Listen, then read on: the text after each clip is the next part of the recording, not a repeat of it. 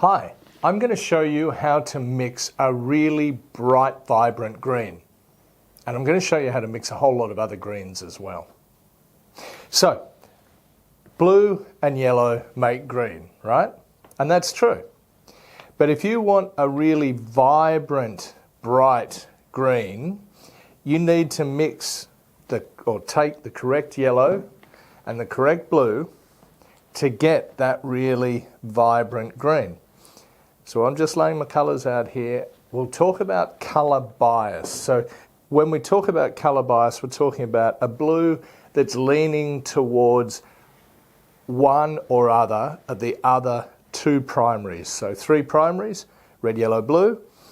A blue can either be a reddish blue or yellow blue, okay?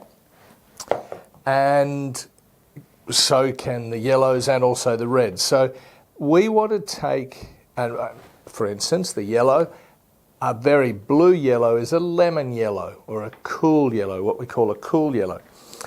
And the blue, as we said, is a very yellow blue.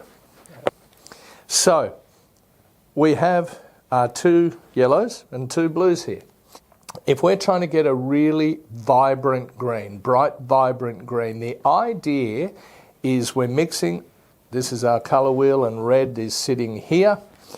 We're trying to keep as much red out of the mix as possible.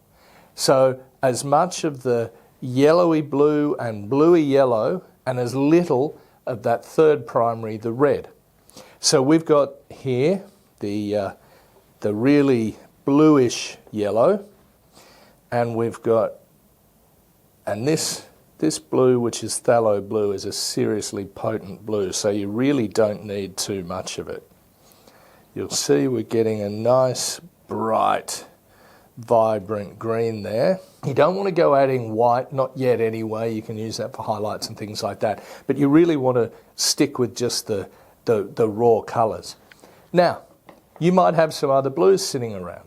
Ultra blue, for instance, or ultramarine blue. That's a very warm blue. It's got a lot of red in it. And yellow deep or even yellow oxide are quite red or quite warm yellows. So when we try mixing those two together, what we end up with is something that has more of that third primary. And if you don't remember back to art class, when you mix all three primaries together, what you're meant to get is black, and in reality you tend to get a muddy sort of colour. And as you can see here, we've got this very drab sort of olive green forming. And once again, this ultra blue is not nearly as strong as the phthalo blue we were using before. Now, as we saw before, they're both yellow and blue, but we've got a very different green. This gives us a sort of a deep sage or an olive green, terrific for shadows and that sort of thing. Now, I'll just say at this point, if you start with this nice bright green, you can add maybe a bit of the yellow or a bit of the blue, these red tone, if you like, colours, and that for shadows or to deepen this nice bright green, perfect. You can't go back the other way though. You can't make these two, the combination of this yellow and this blue, nice and bright green like this. So there we've made a nice bright green. If you wanted to get something like a deeper jade, which is still a bright green but darker, you just work a little bit more of the phthalo blue into that yellow and you'll get a nice deep but still quite rich green there. Now if you're trying to mix to a fluorescent green, like that really bright fluoro green, whilst these colours are pretty good, they'll never quite get to fluorescent green. The fluoro pigments work in a completely different way, or quite a different way, to the way these work. And you'd actually have to go and buy fluoro green.